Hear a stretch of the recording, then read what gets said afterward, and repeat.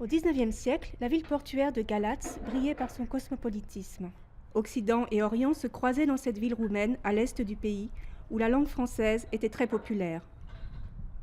La bibliothèque départementale, héritée de l'époque, garde en son sein un témoignage inestimable du passé francophone de la ville.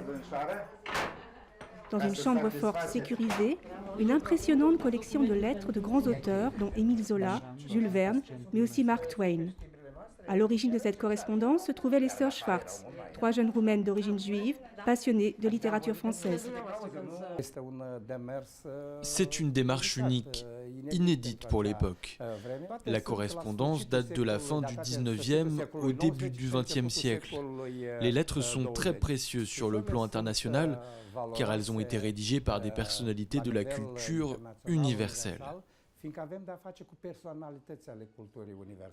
En tout, ce sont plus de 700 lettres qui ont été conservées, mais aussi quelques photographies encore rares à l'époque.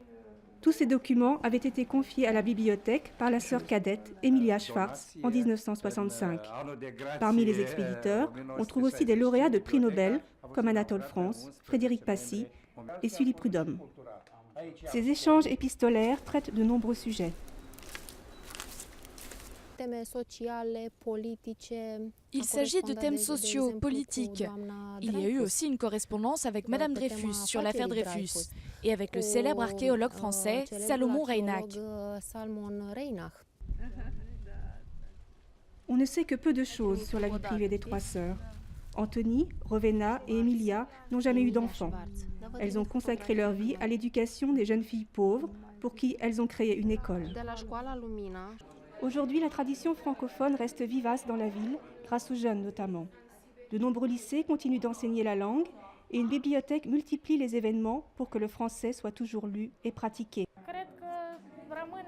Je pense que nous resterons essentiellement francophones. Le plaisir de lire en français ne va pas disparaître.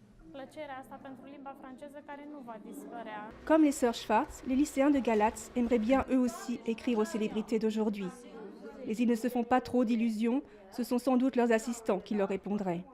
En attendant, les correspondances des trois jeunes femmes restent pour tous ouvertes à la consultation à la bibliothèque de Galatz.